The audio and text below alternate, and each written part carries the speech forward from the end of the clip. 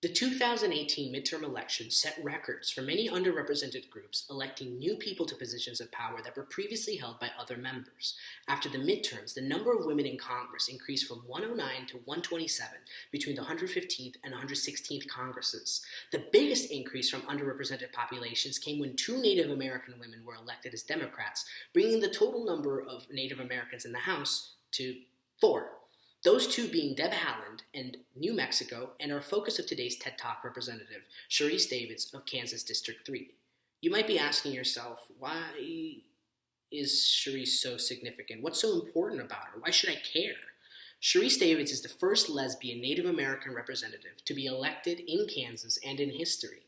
Alongside Deb Haaland, they are the first two Native American women to be elected to the House of Representatives, and that is huge. This is because Davids won in a historically red state against a well-funded Republican incumbent as a Democrat with all the odds stacked against her.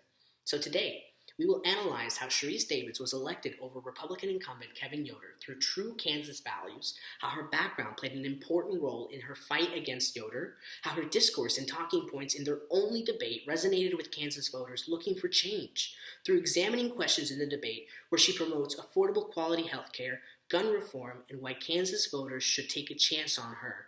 We will see how she beat the odds and was elected. To begin, let's look at Sharice's background and her decision to run against Kevin Yoder.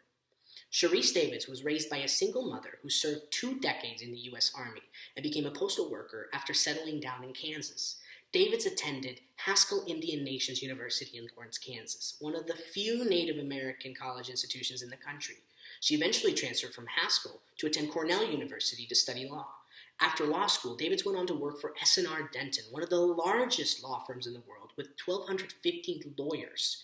Being a member of the Ho-Chunk Nation, she turned her attention toward Native American communities, where she worked with tribes to promote economic development within the community, Shreve 2019.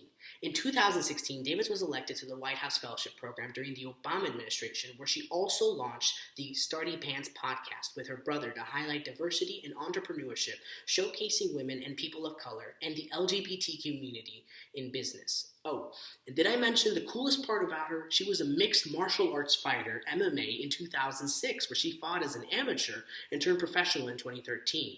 As Suzette Brewer of the Journal of American Indian Higher Education in 2019 quotes Sharice's decision to run, Sharice said, "For too long, our elected officials were not listening to our concerns. They were not doing town halls or engaging with our constituents at all. They were telling us one thing and then doing another. They were not reflective of the district, and it was time for a change." Sharice originally intended to find someone that she would help unseat Yoder, working behind the scenes. When no one would take a chance, she said, if no one was interested, I thought, I'm this worked up about it. I'm just going to do it. So why does Sharice's experience matter?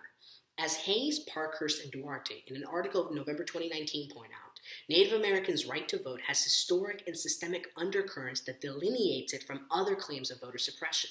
These challenges have affected and continue to affect Native Americans' full participation in the voting system, such as voter suppression and denying tribal identification cards, too few polling sites in rural and peri-tribal areas, and disenfranchising Native American candidates. This is not new in Kansas, for in 2011, former Secretary of State Chris Kovacs's claim of widespread voter fraud led Kansas to pass a law requiring to prove U.S. citizenship when registering to vote, known as the Secure and Fair Elections Act, one that has caused much confusion and suppression for minorities, including Native American populations. So rather than sit at the sidelines, David ran for office with the help of Native American organizations and civil rights groups mobilizing grassroots get out the vote efforts. Davids' experiences prepared her for the fight of her life. Against a powerhouse in fundraising in Kansas, Kevin Yoder's strong foundation in Kansas politics would be tough to beat. Right? Davids and Yoder only went up against each other in a debate once, a week before the election on October 30th, 2018, one that Yoder complained that Davids had dodged the previous 6 and only showed up after many early voters had already cast their ballots. I believe that Davids did this on purpose as a campaign tactic to only speak a week before in order to reach the undecided voters and attack Yoder with a verbal knockout without the chance for a rematch in the future. Looking at her rhetoric in the debate, here's how Sharice Davids beat Kevin Yoder. In their debate, Davids and Yoder traded punches on hot topic issues ranging from gun reform to health care. Throughout the debate, Davids focused on relaying her experience as a first-generation college student, being raised by a single mother who served in the military, and that unlike Yoder, she would adhere to the needs of the people and serve in their interests, not special interest groups. She showed poise to the blatant attacks from Yoder, who claimed in his opening remarks that Davids did not even own a house, which was a bad lie that he was caught in immediately. As the debate went on, Davids tore apart Yoder's credibility and talking points as she really attacked him on campaign donors, gun reform, and health care. When asked about gun reform, Davids looked at her background, using ethos to build trust and credibility through her mother's military service and knowing what it means to be a responsible gun owner. She turned to Yoder, attacking his voting record as being influenced by gun lobbies and the NRA, stating that he was the biggest receiver of money in Kansas from those groups. She stated how she plans to end special interest-driven votes in Congress, stating the importance of the people's voice. When asked on health care, Davids held nothing back, constantly criticizing Congress, Yoder, and his voting record for failing to help and serve in the people's interest regarding the issue. Making this clearly her top priority, she attacked Yoder for taking money from the insurance industry, influencing his voting record that voted 3 times to overturn coverage for pre-existing conditions. Her word choice was driven by emotion, using her experience talking to voters on campaign trail, saying that Kansans were dissatisfied with Yoder and damning his choice to turn his back on the people.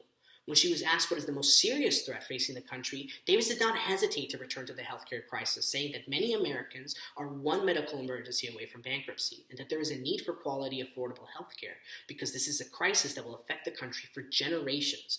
And if we aren't taking care of health and well-being of our communities, then the people will suffer. Here she shows with pathos through vivid language that highlights that this is not a partisan issue, and it should be a top priority for Congress. When Davis was asked by the moderators why she should be picked over Yoder, the tune of the debate changed. Here she was quick, concise, and brutal, continuing to dig at his campaign donors, stating how disappointed she had been in the lack of representation in Congress, using pathos to reach voters on a personal and emotional level. She repeated her life experience explicitly, saying that these are not uncommon experiences, reaching for the undecided voters who are on a similar experience like her as first-generation college students or children of single parents, and really resonating with her when she said, "I want to take voices of the 3rd District to D.C. to fight for access of affordable quality health care, fighting to protect people with pre-existing conditions, and to bring down prescription drug prices. We're going to take our voice to Congress." She reaches to the voters as a campaign that is for the people, by the people, using words like our, we. She finishes this attack by telling Kansas voters that Yoder had his chance to make things better, and uses logos through data to drive her point home, as she notes Yoder voted 97% with his party, 92% with Trump, and now has been representing the payday lending industry, which paid him $320,000, the gun lobby at NRA, which paid him $95,000, and citing all of this time in special interests as unacceptable for the people of Kansas. Without much information to personally attack Davids, Yoder seemed desperate to grasp at straws while defending to failing to attack Davids, as he focused on linking her as a radical liberal like Nancy Pelosi and saying that she has not been in Kansas to represent it like he has. In closing, Davids talked directly to the people who feel they're not seen or heard, those first-time voters who had not participated in an election before, saying that she sees them, she hears them, and she wants to take their voice to Congress.